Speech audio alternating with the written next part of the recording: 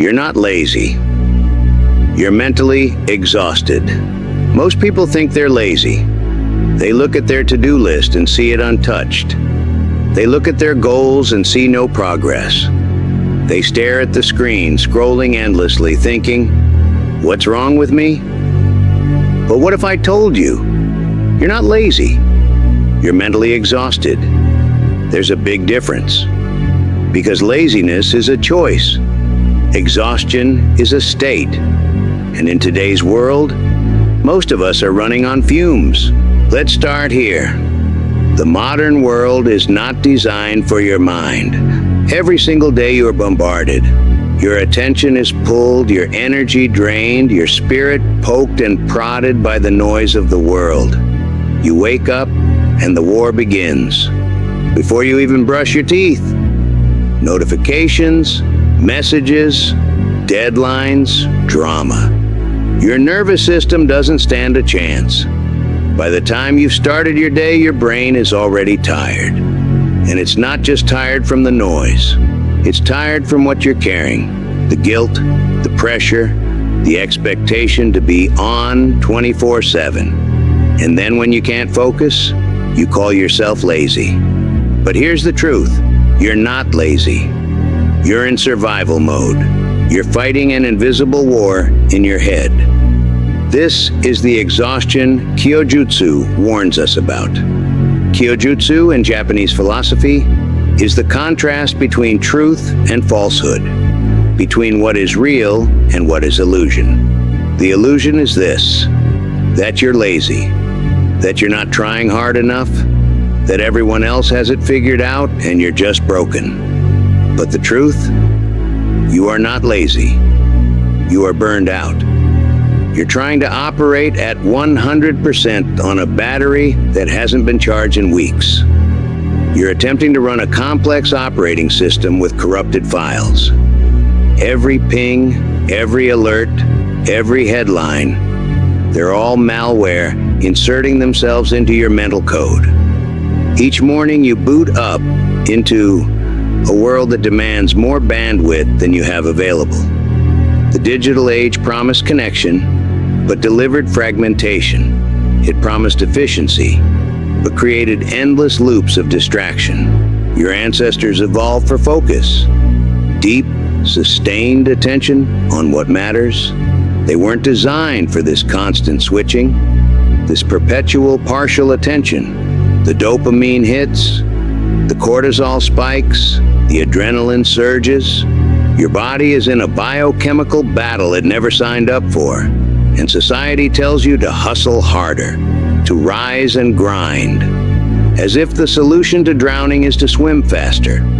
The modern economy profits from your exhaustion. It sells you solutions to problems it created in the first place. Energy drinks for the fatigue, meditation apps for the anxiety, productivity tools for the overwhelm. But these are band-aids on bullet wounds. Kyojutsu teaches us to see through these illusions, to recognize when we're being sold a false narrative about our worth, about our capacity, about what it means to be human in a machine-driven world. You're not lazy, you're not broken, you're tired. You're trying to operate at 100% on a battery that hasn't been charged in weeks. Let me show you what this looks like in real life. You've heard of people like Viktor Frankl? He survived Nazi death camps. He lost everything. His family, his freedom, even his name. But he said something that still shakes the world. When we are no longer able to change a situation, we are challenged to change ourselves. He didn't say, work harder. He said, go inward. Because the power isn't in pretending you're not tired. It's in understanding why you are and what to do about it. He understood what most people never realize, that resilience is not pushing harder without rest. It's building yourself from within. Consider how radical this idea truly is in today's world. We live in a culture that celebrates the grind above all else, that praises those who burn the midnight oil, that romanticizes exhaustion as a badge of honor. But Frankl, who endured suffering beyond imagination, knew better. He discovered that true strength comes not from endless exertion, but from finding meaning in your circumstances, from creating space between stimulus and response, from reclaiming your power to choose. This is the wisdom the ancients understood, that the Stoics practiced, that indigenous cultures preserved. The understanding that rest is not weakness, it's wisdom. That stillness is not laziness, it's strategy.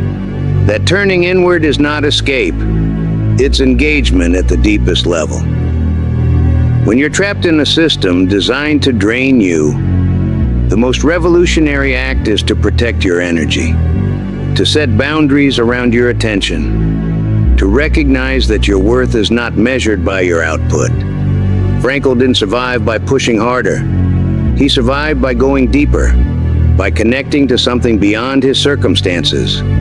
Because the power isn't in pretending you're not tired.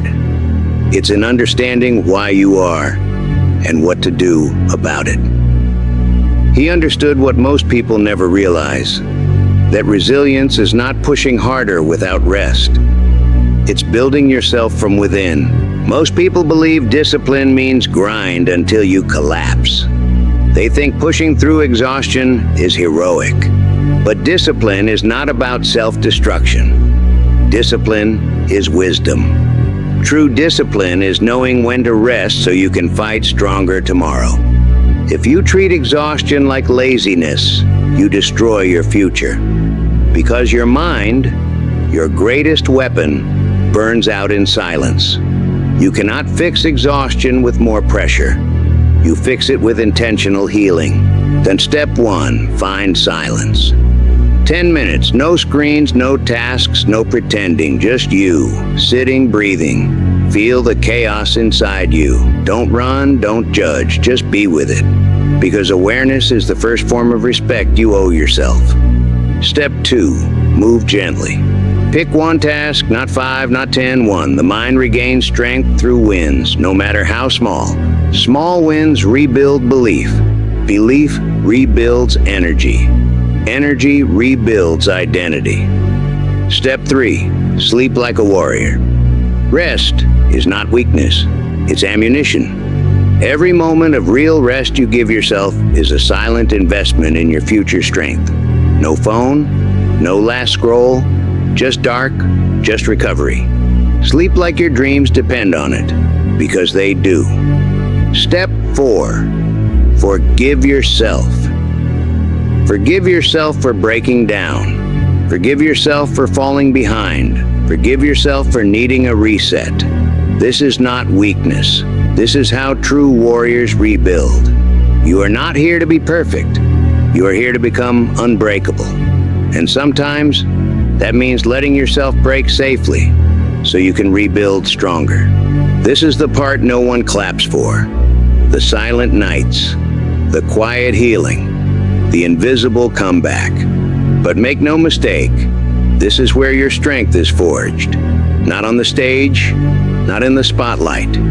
In the quiet, lonely hours, where you choose to believe in yourself again. You're not lazy. You've just been carrying too much for too long. Now it's time. Put some of it down. Pick your power back up. One deep breath. One small step. One act of courage at a time. Your mind is not broken. It's tired. Give it what it needs. And watch what you become. This is the sacred work that happens in the shadows. The recalibration no one witnesses. The reconstruction that occurs when the world isn't watching. Society celebrates the achievement, the milestone, the finish line, but rarely acknowledges the 1,000 private moments that made it possible. The mornings you chose to start again. The days you fought back against the voices of doubt. The evenings you surrendered to rest instead of pushing beyond your limits. These are the moments that determine who you become. Not the grand gestures or public declarations. but the quiet commitments you make to yourself when no one is looking. The gentle patience you show to your wounded parts.